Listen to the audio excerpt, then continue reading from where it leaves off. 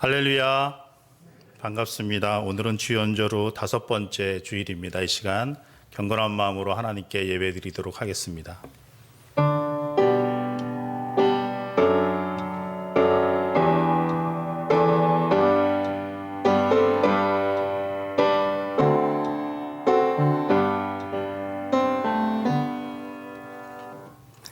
내가 붙드는 나의 종, 내 마음에 기뻐하는 자, 곧 내가 택한 사람을 보라.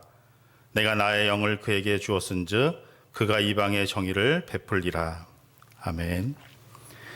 사랑하는 성도 여러분, 우리는 지금 거룩한 곳, 하나님의 영적인 임재가 머무는 장소에 들어와 있습니다. 마음과 영혼의 문을 열고 귀 기울여 하나님의 음성을 들으십시오. 1분 정도 깊은 묵상의 기도를 드리겠습니다.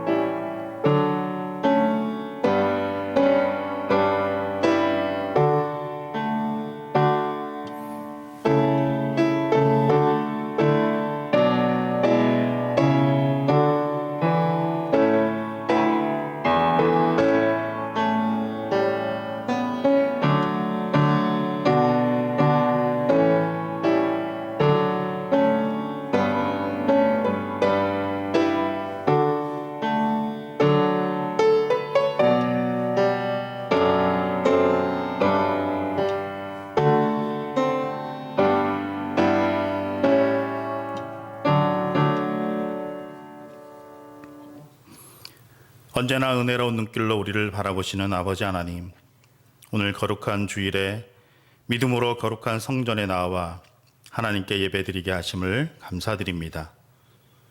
사랑하는 성도들이 하나님을 더욱 사랑하게 하시고 견고한 믿음으로 힘든 세상 가운데에서 승리하는 삶을 살도록 역사하여 주시옵소서. 주신 계명을 지키게 하시고 하나님께 기쁨을 드리는 한 주간을 살아갈 능력의 말씀을 허락하시옵소서. 주님은 그리스도시요 살아계신 하나님의 아들임을 믿고 우리에게 쏟으신 그 사랑으로 실천하며 살아가도록 인도하옵소서. 예수님의 이름으로 기원하옵나이다. 아멘. 다 같이 일어나셔서 오늘부터 2월은 임재라는 찬양을 하도록 하겠습니다. 하늘의 문을 여서서 찬양하도록 하겠습니다.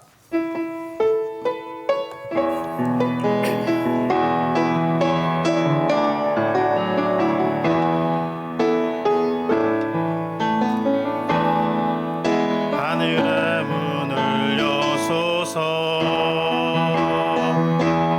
이곳을 주목하소서. 주를 향한 노래가 꺼지지 않으니 하늘을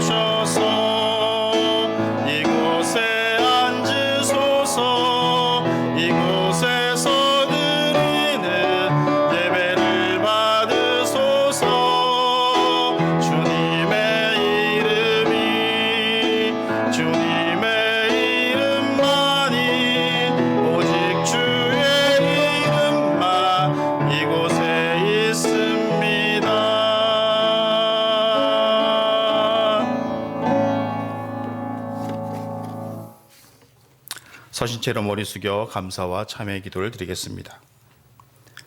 우리에게 삶을 선물로 주시는 아버지 하나님, 이 세상 살아갈 때 우리를 진리의 길로 인도하여 주셔서 감사드립니다. 세상 살아갈 살이 힘들 때 기도할 수 있는 힘을 주셔서 감사드립니다. 세상의 공포가 엄습할 때 우리를 지켜주시고 보호해 주시고 동행해 주셔서 감사드립니다. 매일의 삶이 감사가 넘치는 삶이 되게 하여 주옵소서. 이 시간 매일매일 순간순간 우리의 잘못된 죄를 이 시간 고백합니다. 성도라는 거룩한 이름을 주셨는데 하나님의 나라를 세우지 못하고 복음을 증거하지도 못하고 성도답게 살지 못함을 용서하여 주옵소서. 이런 우리를 하나님의 긍휼하심으로 용서하여 주시고 십자가의 은총으로 구원해 주시며 하나님의 자녀로 신실하게 살아가도록 은혜 베풀어 주시옵소서. 주님의 보혈로 우리의 마음을 새롭게 하여 주옵소서. 그래서 이제는 하나님의 자녀로서 주어진 소명을 잘 감당하며 살아가도록 인도하여 주옵소서.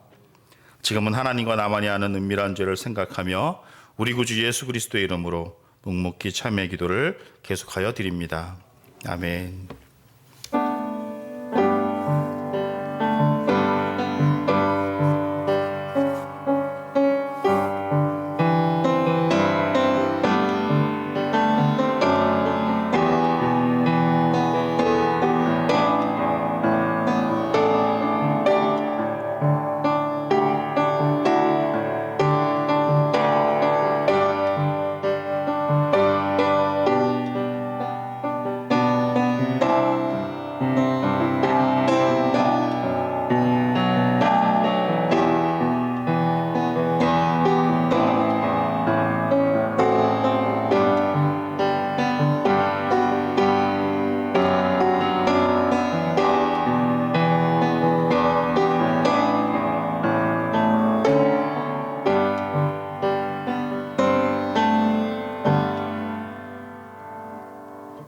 이제 그리스도 예수 안에 있는 자에게는 결코 정죄함이 없나니 이는 그리스도 예수 안에 있는 생명의 성령의 법이 죄와 사망의 법에서 너를 해방하였음이라.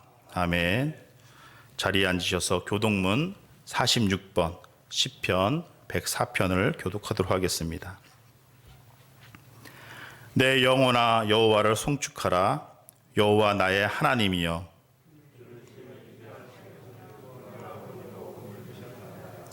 주께서 옷을 입은 같이 빛을 입으시며 하늘을 휘장같이 치시며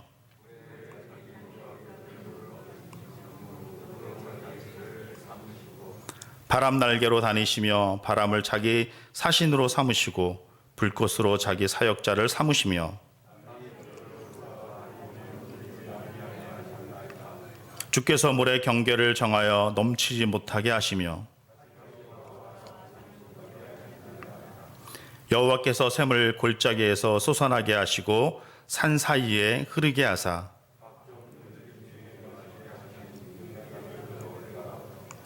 공중의 새들도 그 가에서 깃들이며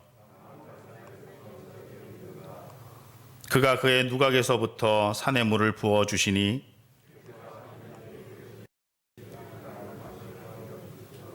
아멘. 다 같이 사도신경으로 우리의 신앙을 고백합니다.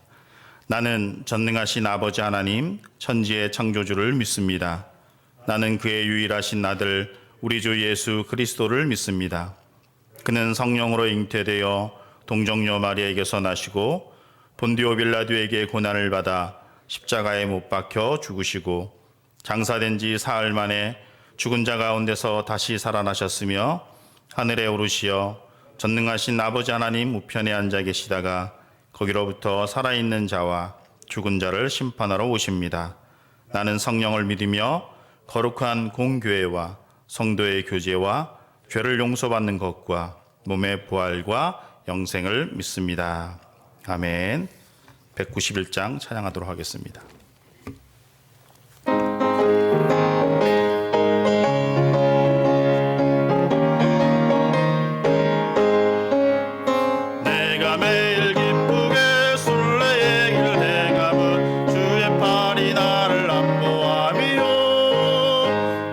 주의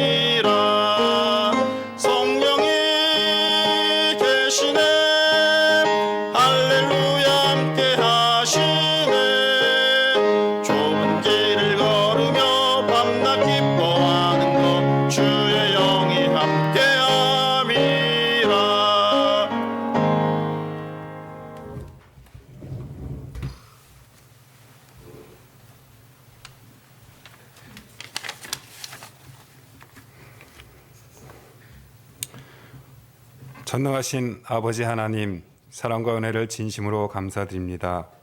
저희들을 사랑해 주시고 예수 그리스도의 십자가의 보혈로 죄에서 구원해 주시고 영생의 소망 가운데 살게 하신 은혜를 진심으로 감사를 드립니다. 이 시간 주님 전에 나와서 예배하는 저희들, 지나간 한 주간의 삶을 돌아보면 말씀에 순종하는 삶이기보다는 우리의 생각과 정욕을 따라 살아왔음을 이 시간에 고백합니다. 용서해 주시고 말씀으로 깨닫게 하셔서 하나님 보시기에 아름다운 삶으로 인도하여 주시옵소서. 사랑의 아버지 하나님, 사랑하는 우리 울교회를 축복하여 주시옵소서. 우리 교회가 이 시대가 필요로 하는 멋진 교회가 되게 하여 주시옵소서. 빛과 소금의 사명을 감당케 하시고 말씀을 부지런히 가르치며 복음을 전하며 이웃 사랑을 실천하는 하나님이 보시기에 정말로 아름다운 우리 교회가 되게 하여 주시옵소서. 땅끝까지 복음이 전파되기를 원하시는 아버지 하나님, 전 세계에 나가서 목숨을 걸고 복음을 전하시는 선교사님들을 축복하여 주시옵소서. 육신의 강건함을 주시고 굳센 믿음과 지혜를 주셔서 어떠한 상황 가운데서도 맡겨진 사명을 감당하실 수 있도록 우리 하나님이 지키시고 인도하여 주시옵소서. 국률을 베푸시는 좋으신 아버지 하나님, 육신의 연약함과 물질의 어려움으로 힘들어하시는 사랑하는 성도님들을 돌아보고 치료의 광선으로 치료하여 주시고 물질의 축복도 허락하셔서 모든 것이 아름답게 회복되어지게 하시고 지금의 고난이 훗날에 많은 사람들에게 아름다운 간증이 되게 하여 주시옵소서. 오늘도 말씀하시는 아버지 하나님, 말씀을 대언하시는 목사님을 붙잡아 주셔서 그 입술의 말씀이 성령님이 친히 하시는 귀한 말씀이 되게 하여 주시옵소서. 이 모든 것을 감사를 드리며 이제 다 같이 주님 가르쳐 주신 기도를 드리려 합니다. 하늘에 계신 우리 아버지 이름을 거룩하게 하시며 아버지의 나라가 오게 하시며 아버지의 뜻이 하늘에서와 같이 땅에서도 이루어지게 하소서. 오늘 우리에게 일용할 양식을 주시고 우리가 우리에게 잘못한 사람을 용서해 준 것 같이 우리의 죄를 용서해 주시고 우리를 시험에 빠지지 않게 하시고 악에서 구하소서. 나라와 권능과 영광이 영원의 아버지의 것입니다. 아멘.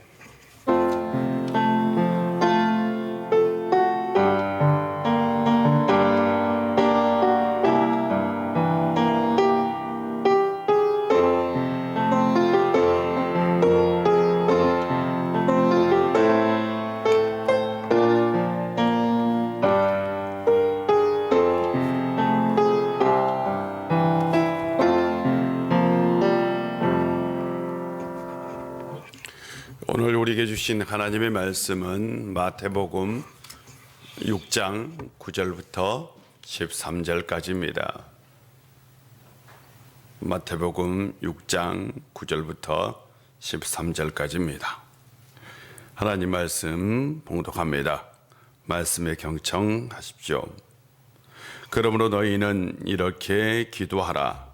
하늘에 계신 우리 아버지여, 이름이 거룩히 여김을 받으시오며 나라가 임하시오며 뜻이 하늘에서 이루어진 것 같이 땅에서도 이루어지이다. 오늘 우리에게 일용할 양식을 주시옵고 우리가 우리에게 죄 지은 자를 사하여 준 것 같이 우리 죄를 사하여 주시옵고 우리를 시험에 들게 하지 마시옵고 다만 악에서 구하시옵소서. 나라와 권세와 영광이 아버지께 영원히 있사옵나이다.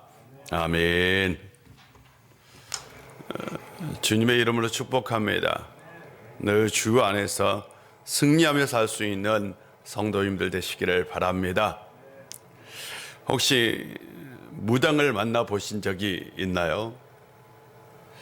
저는 무당을 직접 만나본 적이 있고 또한 무당과 대면해서 이긴 적이 있습니다. 제가 성남에서 처음 부목사로 사역할 때요, 도중에 사택을 이렇게 이사하게 되었어요. 사택이 좀 멀리 있어서 교회 가까운 곳으로 이사를 해야 했어요. 그런데 이렇게 골목에서 한참 들어가는 집이었는데 그 집을 얻고 나서 보니 바로 뒤편에 조그마한 절이 하나 있었어요. 그 절은 바로 다른 골목으로 들어가는 절이었어요. 근데 나중에 알고 보니까 이게 절이 아니라 절을 비슷한 무당집이었던 거예요. 야, 절의 간판을 달고 있는 무당들이 참 많잖아요. 그런 무당이었던 거예요. 영적으로 좋지 않는 곳에 이사를 했구나라고 생각을 하고, 그때부터 아내와 매일마다 찬송하고 기도하고 예배드리고요. 찬송을 부를 때 얼마나 크게 불렀는지 몰라요. 또한 기도할 때도 얼마나 크게 예수님의 이름으로 대적하며 기도하고요. 새벽 기도가 끝나고 오면 그 골목에서 예수 그리스도의 이름으로 선포하며 기도를 했었어요. 예수 그리스도의 이름으로 명하노니 악한 것들은 떠나갈지어다 라고 정말 간절히 기도한 게 생각나요. 그런데 어느 날 어떤 여자분이 저희 집을 찾아왔어요. 막 문을 두드리는 거예요. 근데 보니까 쌀 한 가마니 들고 왔더라고요. 쌀 한 가마니 들고 와서 대뜸 하는 얘기가 자기를 살려달래요. 자기가 지금 죽게 되었대요. 제발 좀 살려달라는 거예요. 보니까 바로 그 무당이었던 거예요. 얼굴을 처음 봤어요, 저는. 그분이 여자분이라는 것도 처음 알았어요. 자신이 한 달 동안 몸져 누웠대요. 잠도 지지 못하고 굿도 하지 못하고 몸져 누워서 아무것도 하지 못했어요. 못했대요. 그러니 자신이 죽게 되었으니 제발 좀 살려달라고. 아니, 내가 당신을 왜 죽이냐고. 난 당신을 죽이는 사람 아니라고. 그리고 쌀과 함께 돌려 보냈어요. 저는 그때 알았어요. 영적 싸움이 실제라는 것을. 영적 싸움은 실제입니다. 뿐만 아니라 목사는 영적으로 싸우는 사람이고, 또한 우리가 영적인 싸움에서 반드시 이긴다라는 것을 알게 되었습니다. 우리가 찬양하고 기도할 때에, 예수 그리스도의 이름으로 선포할 때에 악한 것들은 힘을 쓰지 못합니다. 사랑하는 성도 여러분, 우리에게는 악한 것들을 이길 수 있는 영적인 능력이 있습니다. 예수 그리스도의 이름에 능력이 있습니다. 예수 그리스도의 이름으로 악한 것들을 대적하여 선포하십시오. 여러분은 반드시 승리할 겁니다. 여러분은 반드시 이길 겁니다. 특별히 좋지 않는 일이 인생 가운데 있을 때에 예수 그리스도의 이름으로 나가시기를 바랍니다. 우리는 승리할 것입니다. 때로 우리가 영적인 싸움, 우리의 인생이 영적인 싸움이라는 것을 기억하지 못합니다. 우리의 문제는 우리가 너무나 영적인 것을 무시하며 산다는 것입니다. 우리에게는 영적인 싸움이 있습니다. 예수님과 함께 이 싸움에서 승리할 수 있는 성도님들이 되시기를 바랍니다. 예수님께서 우리에게 이렇게 기도하라 라고 말씀하셨어요. 이건 제자들에게 기도를 가르쳐 주신 겁니다. 주님께서 제자들에게 기도를 가르쳐 주었듯이 우리도 우리의 자손들에게, 우리의 다음 세대에게 이렇게 기도하라 라고 기도를 가르쳐 주어야 합니다. 그러므로 우리는 기도의 모범적인 삶을 살아야 합니다. 왜요? 다음 세대를 위해서요. 자녀들을 위해서 우리는 기도해야 합니다. 주기도문은 6개의 강구가 담겨 있는데 앞에 3개는 하나님과 관련된 것이고 뒤에 3개는 우리와 관련된 겁니다. 지난주에는 앞에 3개, 하나님과 관련된 것에 대해서 나누었어요. 아버지의 이름을 위해서, 그리고 하나님의 나라를 위해서, 하나님의 뜻을 위해서 이 3가지를 나누었습니다. 아버지의 이름이 거룩히 여김을 받으시오며는 아버지의 이름이 더럽혀지지 않기를 위해서 기도하는 겁니다. 하나님의 나라가 임하기를 기도하는 것은 믿지 않는 사람들에게 하나님의 통치가 이루어지기를 기도하는 겁니다. 하나님의 뜻이 이루어지기를 기도하는 것은 인류 구원의 역사가 이 세상 가운데 이루어지기를 기도하는 겁니다. 오늘은 우리와 관련된 기도입니다. 첫 번째는 일용할 양식을 주옵소서입니다. 왜 일용할 양식일까요? 우리와 관련된 기도인데 그 첫 번째 기도가 왜 일용할 양식일까요? 하는 거죠. 예수님 시대에 경건한 유대인들에게 꼭 지켜야 할 세 가지가 있었어요. 그것은 바로 구제, 기도, 금식이었어요. 6장을 보면 1절부터 4절까지는 구제에 대해서, 그리고 5절부터 15절까지는 기도에 대해서, 그리고 16절부터 18절까지는 바로 금식에 대한 말씀을 하고 있죠. 오늘 본문은 기도에 대해서 말씀하실 때 하신 말씀입니다. 그런데 이 세 가지 중에 가장 먼저 언급하신 것이 바로 구제예요. 당시 경건한 유대인들은 구제를 위해서 반드시 돈주머니를 2개를 가지고 다녔는데 또 다른 돈주머니, 그래서 절대적으로 구제에 사용된 이 돈주머니를 가지고 다녔다라는 거죠. 왜요? 무엇 때문에 별도로 돈주머니를 가지고 다녔을까요? 그만큼 가난한 사람이 많았다라는 거죠. 가난, 배고픔의 문제는 당시에 가장 시급한 그리고 중요한 문제였습니다. 실제로 인류가 배고픔의 문제, 가난의 문제를 해결한 건 얼마 되지 않아요. 산업혁명 이후 차츰차츰 비로소 인류는 배고픔의 문제를 해결했고요. 우리나라도 경제성장 이후에야 배고픔의 문제를 해결할 수 있었습니다. 예수님 시대 사회적으로 가장 큰 이슈는 가난이에요. 배고픔의 문제라고요. 일용할 양식을 주옵소서라는 기도는 그 당시 가장 시급한 문제를 해결하여 주옵소서라는 기도입니다. 단순히 먹는 문제를 해결하여 주옵소서라는 기도가 아니라고요. 일용할 양식, 일용할이라는 단어의 의미는 존재하기 위해서 필요한이라는 의미를 가지고 있습니다. 사람들이 살아가는데, 특별히 사람이 사람답게 살아가는데 꼭 필요한 것을 의미합니다. 그러므로 일용할 양식은 사람이 사람답게 살아가는데 꼭 필요한 것을 주옵소서라는 의미를 담고 있습니다. 일용할 양식을 그런 의미에서 복으로 해석할 수도 있습니다. 현대사회에는 물질, 돈이 절대적인 겁니다. 그러므로 이 기도를 이렇게 적용할 수도 있습니다. 오늘 제가 살아가는데 특별히 사람답게 살 수 있도록 꼭 물질을, 돈을 저에게 허락하여 주옵소서라고 이렇게 번역할 수도 있습니다. 여기서 중요한 건 우리가 우리의 자신을 위해서 기도할 때에 가장 먼저 간구하라 라는 것이 바로 일용할 양식이었다는 거죠. 즉 복입니다. 복을 위해서 기도하는 건 절대로 나쁜 것이 아닙니다. 기복 그 자체가 문제가 아니라 기복만, 즉 복을 달라고만 기도하는 그것이 문제인 거죠. 복, 일용할 양식을 구하는 것, 그것이 우리의 첫 번째 간구여야 한다라고 예수님께서 말씀하고 있습니다. 기도는 우리를 살립니다. 기도는 우리에게 복을 가져옵니다.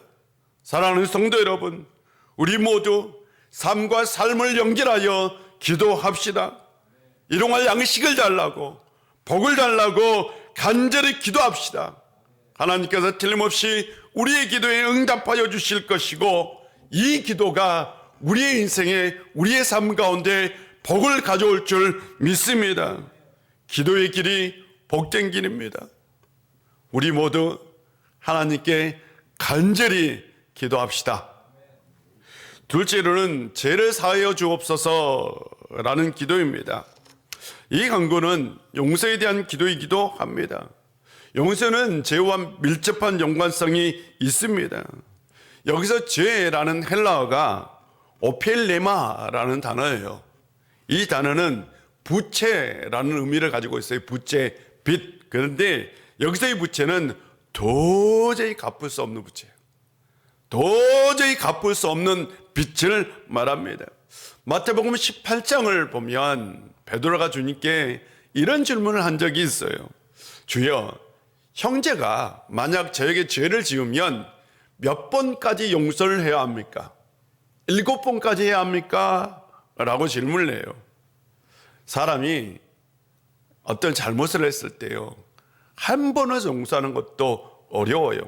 그런데 7번까지 용서하는 건 굉장히 어렵죠. 그렇지 않아요? 그래서 그 당시 최고의 용서는 몇 번까지 하는 거예요? 7번까지 하는 거예요. 7번까지 용서할 수 있다면 그것이 최고의 용서예요. 그래서 주님께 묻는 거예요. 주님, 7번까지 용서하면 됩니까? 라고 묻는 거죠. 그때 주님께서 말씀하시죠. 7번뿐만 아니라 7번을 70번까지 하라라고 말씀하셨어요. 490번이에요. 490번을 용서하라라는 말씀일까요? 이 말씀은 비유적인 말씀입니다. 용서하는 게 생각보다 어려워요. 용서가 어려운 이유는 용서할 수 있는 죄와 용서할 수 없는 죄를 구분하고 나와 관련된 죄와 나와 관련이 없는 죄를 구분하여 용서의 범위를 정하기 때문입니다.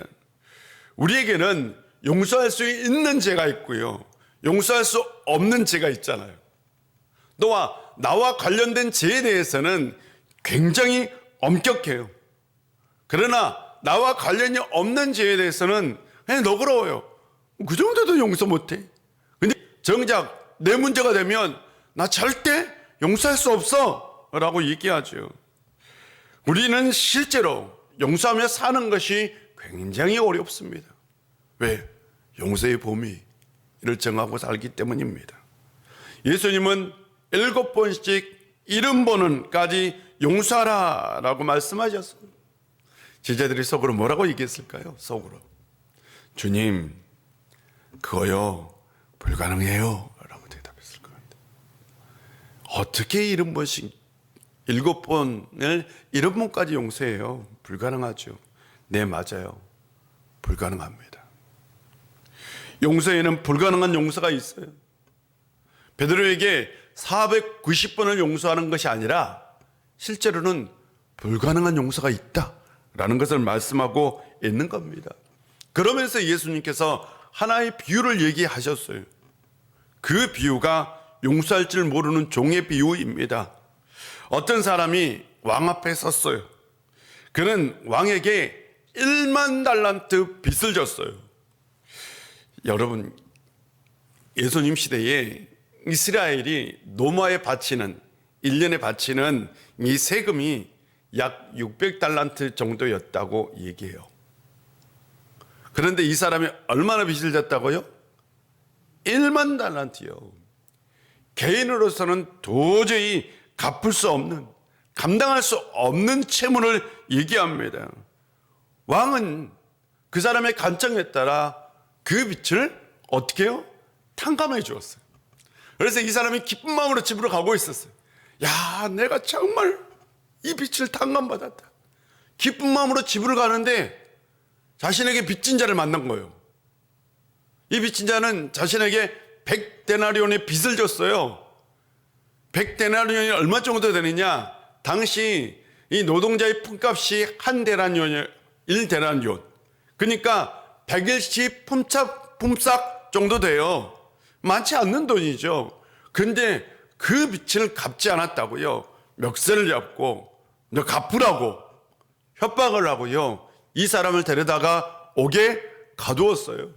자기는 얼마를 탕감받았어요? 1만 달란트요. 상상할 수 없는 금액을 탕감받고 100달란트 빚진 자를 화를 내고 멱살 잡고 옥에 가두었다고요.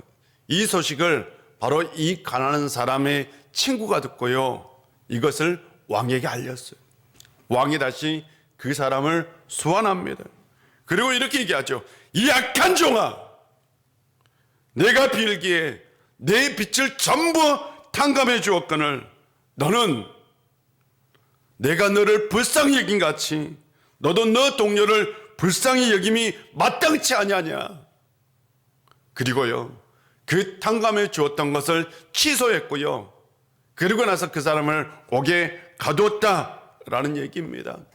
이 비유에서 1만 달란트는 하나님께 지은 죄입니다. 여러분, 예수님의 얘기에서 1만 달란트의 의미가 뭐냐? 우리가 하나님께 지은 죄를 얘기합니다. 100달란트는 사람이 사람에게 지은 죄를 얘기하죠.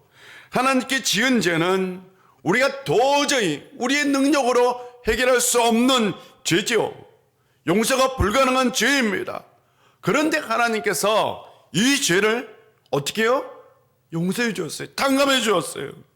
도저히 용서받을 수 없는 죄를 하나님께서 용서해 주신 거죠.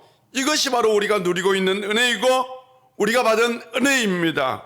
그렇다면 우리는 어떻게 살아야 돼요? 당연히 용서하며 살아야 합니다.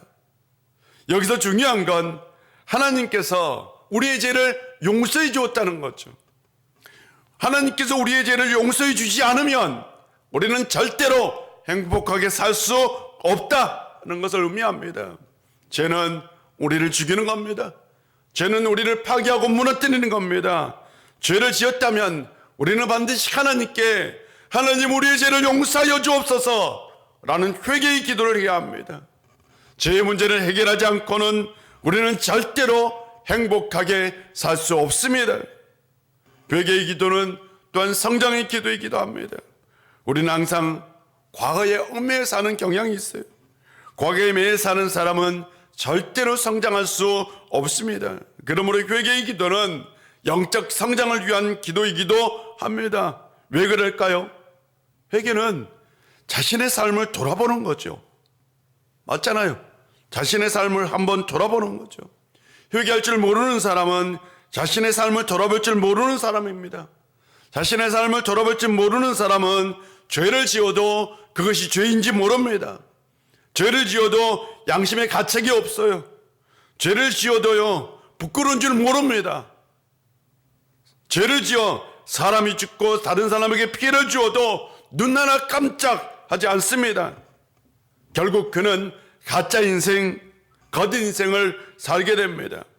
자신의 삶을 돌아보는 이 기도는 매우 중요합니다. 나를 성장시켜요.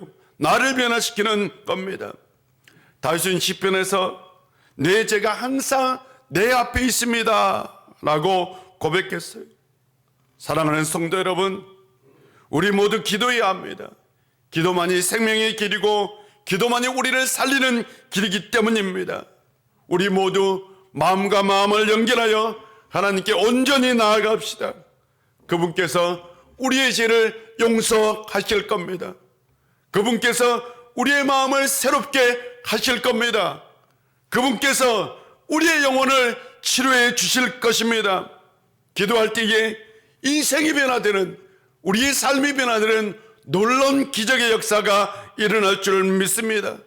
사랑하는 성도 여러분, 우리 일어나 마음을 열고 기도합시다. 언제까지요? 하나님께서 우리를 용서해 주실 때까지 기도하는 성도님들 되시기를 바랍니다. 세 번째로는 시험에 들지 말게 하시고 악에서 구하옵소서라는 기도입니다. 우리는 자주 시험을 당해요. 참 자주 시험에 당합니다. 그리고 자주 넘어져요. 최초의 사람인 아담과 하와도 시험을 당했지요. 예수님도 시험을 당했어요. 아담과 하와의 시험, 예수님의 시험에 공통점이 있다면 시험하는 자가 있었고 그 시험하는 자는 마귀였어요. 예수님께서 40일 동안 광야에서 금식하고 있었습니다. 40일 동안 아무것도 먹지 못하셨어요. 그때 시험하는 자가 찾아왔어요. 시험하는 자가 말합니다. 내가 하나님의 아들이냐? 내가 하나님의 아들이거든 돌덩이로 떡덩이가 되게 하라. 이 돌들로 떡덩이가 되게 하라 라고 얘기합니다. 마귀는 시험하는 자죠. 그 시험은 바로 뭐냐? 유혹하여 상대를 무너뜨리는 게 목적이에요.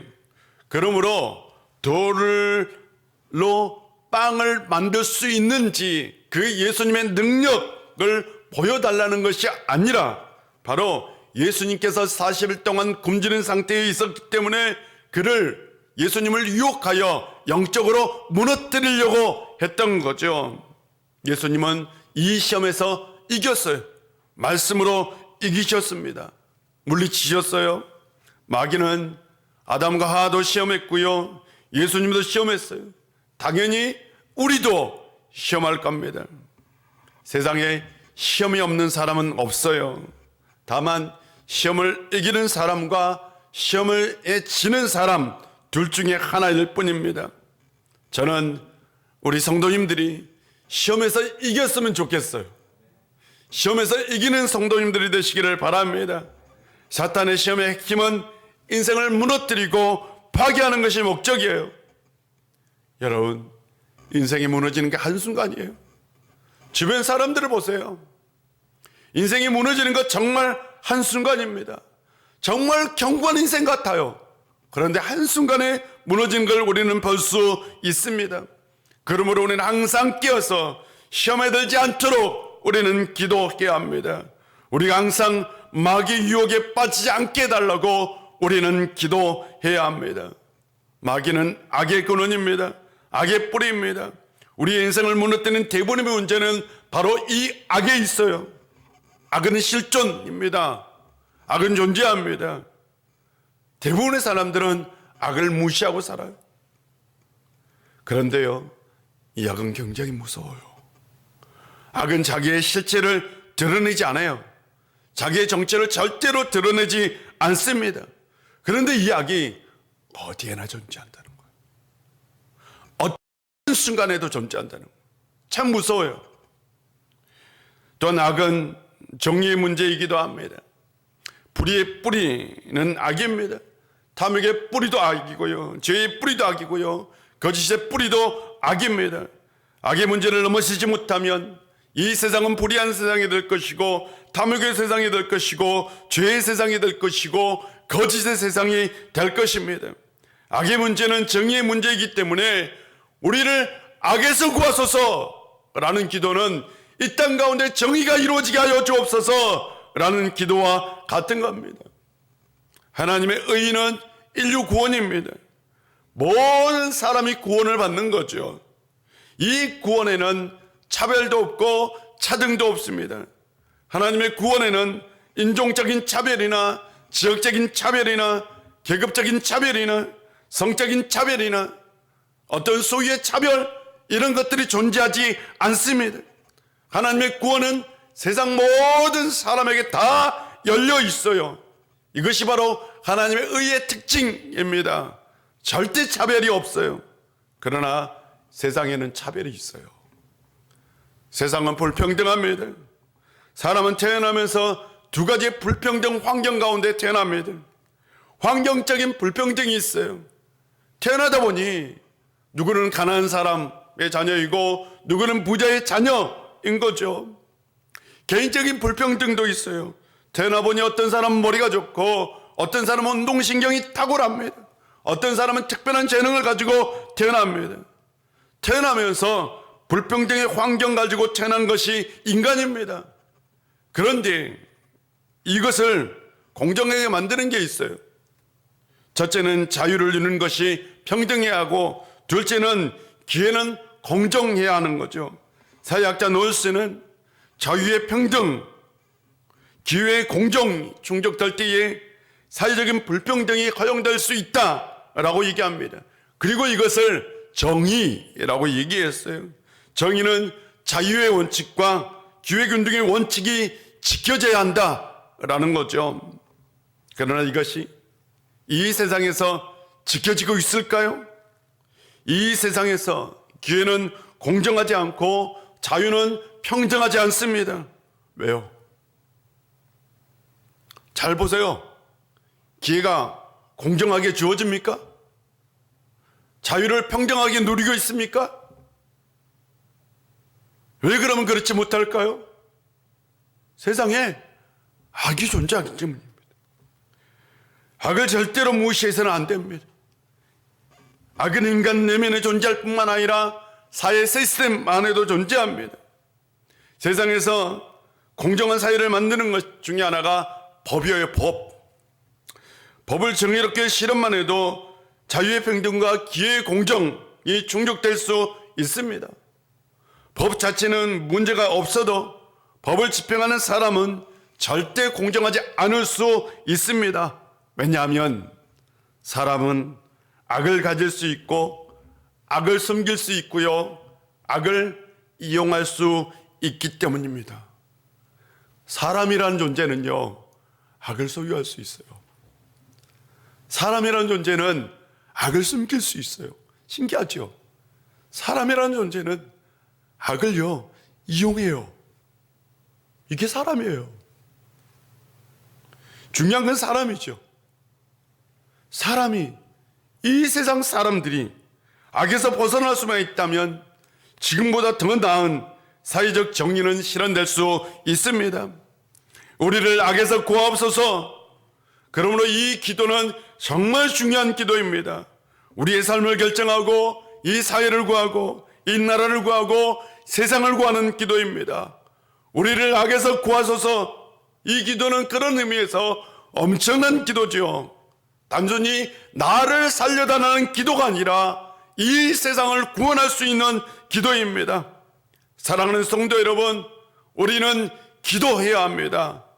우리 기도합시다.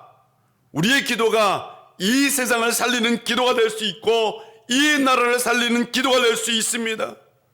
우리의 영혼과 영혼을 연결하여 우리 모두 기도합시다. 우리를 악에서 구하옵소서. 이 사회를 악에서 구하옵소서. 이 나라를 악에서 구하옵소서 라고 기도합시다. 아모스 선지자는 노래에 있습니다. 오직 정의를 물과 같이 공의를 마르지 않는 강같이 흐르게 할지어다. 이사야 선지자는 외쳤습니다. 대제 여호와는 정의의 하나님이시라. 그를 기다리는 자마다 복이 있도다. 우리가 기도할 때에 세상에 있는 악한 것들을 떠나갈 줄로 믿습니다. 우리가 기도할 때에 세상이 치유되고 회복될 것이며 불의가 물려가고 정의가 불꽃처럼 타오를 것입니다. 사랑하는 성도 여러분, 우리는 기도해야 합니다. 언제까지요? 정의의 불이 타오를 때까지, 우리가 승리할 때까지, 하나님의 의가 불의를 이길 때까지 우리는 기도해야 합니다. 기도합시다. 어떤 선교사가 아프리카 오지에서 복음을 전하고 있었어요. 그런데 그 지역 원주민들이 아침에 눈을 뜨자마자 먼 길을 걸어가서 물을 길러오는 거예요. 근데 그게 너무나 고생스러운 일과잖아요. 매일마다 그 하나의 일을, 그것도 하루 종일 힘겹게 하고 있는 거예요. 선교사가 동네 주변을 이렇게 샅샅이 탐지기를 가지고 이렇게 탐지해 보니까, 아니 바로 그 동네 곁에 수맥이 있는 거예요. 수맥이 오르고 있는 거예요. 그래서 수장님을 찾아갔어요. 찾아가서 마을 어귀에 땅속에 수맥이 있는데 우리 우물을 팝시다 라고 얘기해요. 수장이 얘기하죠. 부족 회의를 열어서 다음날 아침 가르쳐 주겠다고. 그래서 회의를 열었어요. 그러고 나서 추장이 하는 얘기가, 사람들이 너무나 물 길러 다니는데 바빠서 우물 팔 시간이 없다는 거예요. 이해가 되세요? 물 길러 오는데 시간이 너무나 바빠서 정작 우물을 팔 수 있는 시간이 없다라고 얘기하는 거예요. 혹시 우리가 이렇게 살고 있지 않을까?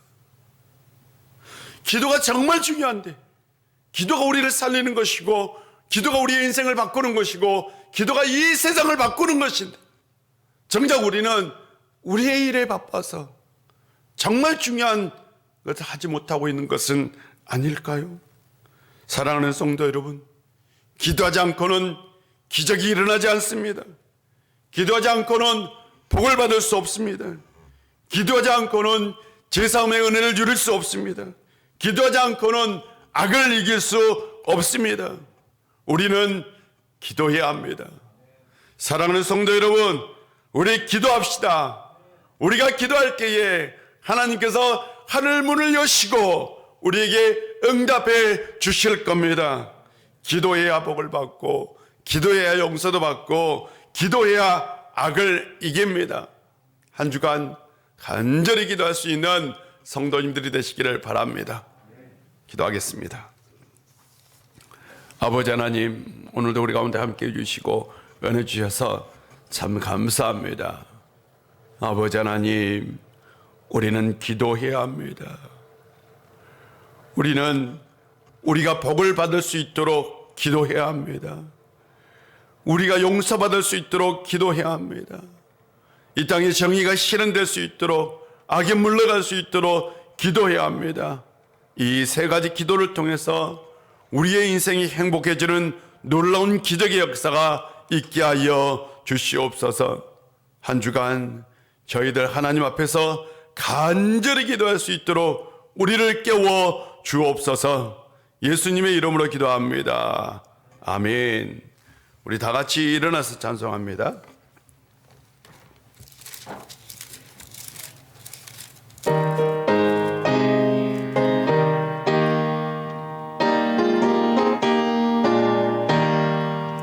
기도하는 이 시간 주께 무릎 꿇고 우리 구세주 앞에 나가네. 믿음으로 나가면 주가 보살피사 내려주네. 거기 기쁨 있네. 기도 시간에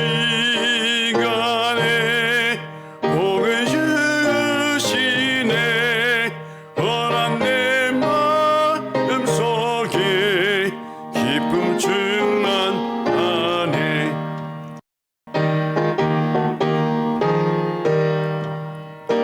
곁에 오사 인자하신 얼굴로 귀 기울이네. 우리 마음 비우고 주를 의지하며 크신 은혜를 주네.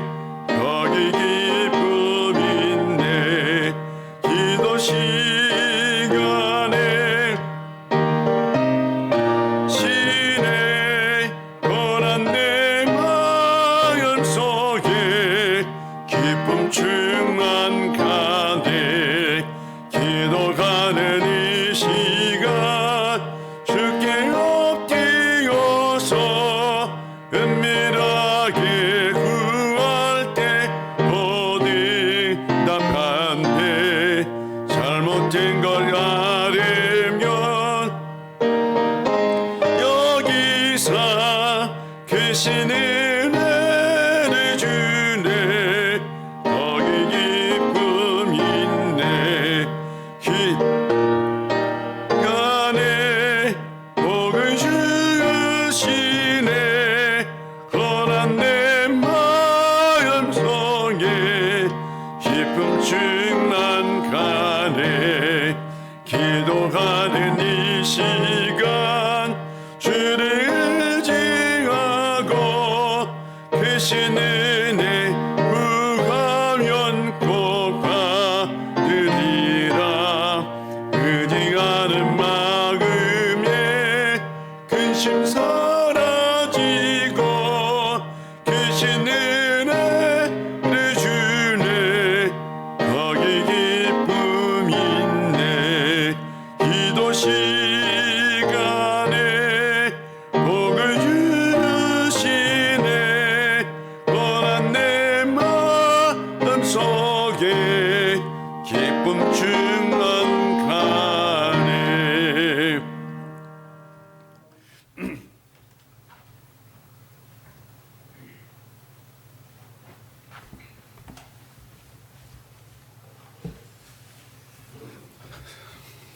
홍민성 집사, 윤영희 집사, 주현종 집사, 김문희 전도사님, 그리고 문명으로 감사의 힘을 드렸습니다. 우리 다 같이 기도합니다. 아버지 하나님 참 감사합니다. 한 주간 동안 우리를 지켜주시고 보호해 주셨다가 우리가 주님을 사모하는 마음으로 주님에 대한 마음의 열정을 가지고 주님 앞에 나와 예배드릴 수 있도록 은혜 주셔서 감사합니다. 주신 말씀 기억하고 한 주간 기도하며 살 수 있는 저희들 되게 하여 주옵소서. 이 시간 우리가 주님 앞에 나올 때에 빈손으로 나오지 아니하고 정성껏 예물을 준비하여 가지고 나왔습니다. 이 예물을 주님께서 받아주시고 흠양하여 주시옵소서. 드리는 손길마다 30배, 60배, 100배의 결실이 있게 하여 주시옵소서. 이 시간 우리가 여러 가지 예물을 주님 앞에 드렸습니다. 11조, 감사, 성교, 비전, 장학, 구제헌금 등 여러 가지 예물을 주님 앞에 드렸사오니 모든 예물이 다 우리 우일교회를 살리고 또한 우리 우일교회가 맡겨진 소명을 잘 감당하는 데 사용될 수 있도록 아버지 하나님이여 역사하여 주시옵소서. 뿐만 아니라 이 예물을 통해서 이 땅 가운데 진정 생명의 역사, 복음의 역사가 이루어지게 하여 주시옵소서. 한 주간 우리의 삶을 지켜주시고 보호하여 주시고 복된 인생 살게 하여 주옵소서. 예수님의 이름으로 봉헌 기도 드립니다. 아멘.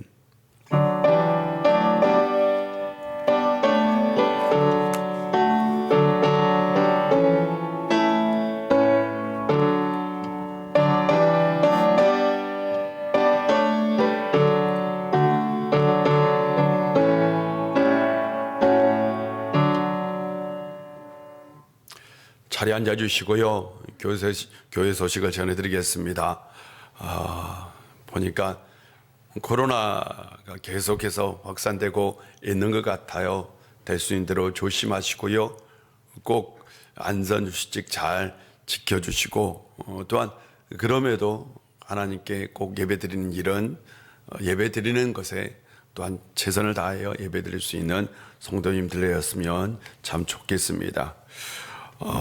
이번 주간 우리 엄집사님하고 저하고 영성훈련 기간 보내도록 하겠습니다. 그리고 우리 교회 수첩 나왔어요. 나가실 때 한 부씩 받아가시면 되겠습니다. 나머지 광고는 주보를 참고해 주시고 우리 다 같이 일어나셔서 우리는 오직 예수 오직 믿음으로 살아야 합니다. 나는 오직 예수 오직 믿음으로 살겠습니다. 우리는 오직 예수 오직 믿음으로 살아야 합니다. 나는 오직 예수 오직 믿음으로 살겠습니다. 아멘.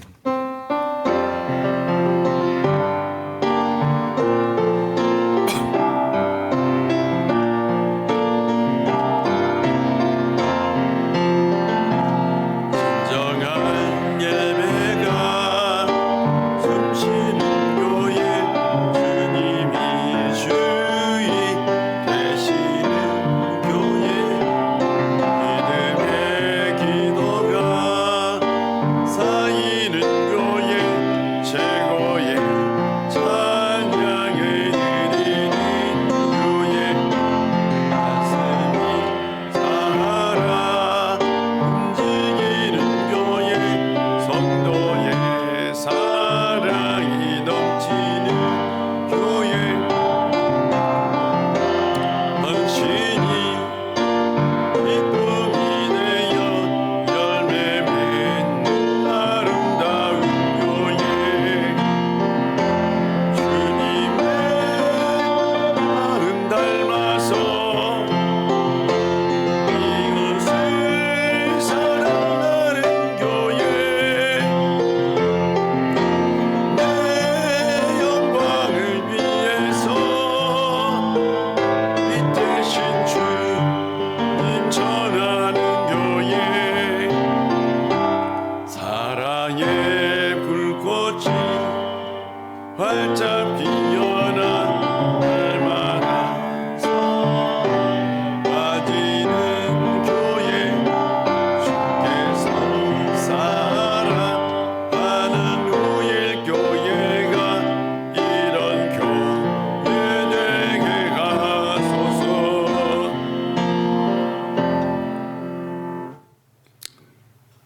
우리의 생명을 위해서, 우리의 구원을 위해서 십자가를 지신 우리 구주 예수 그리스도의 놀라우신 은혜와 우리 아버지 하나님의 크신 사랑과 성령님의 감동하심의 역사가 주님께서 가르쳐 주신 기도대로 일용할 양식을 위해서, 죄를 사함받기를 위해서, 악을 이기기를 위해서 기도할 때마다 응답의 역사가 있기를 소망하는 우리 우일의 모든 권속들과 그들의 삶의 터전과 이 나라와 이 민족과 온 백성 위에 이제부터 영원히 함께 하시기를 간절히 축원하옵나이다. 아멘.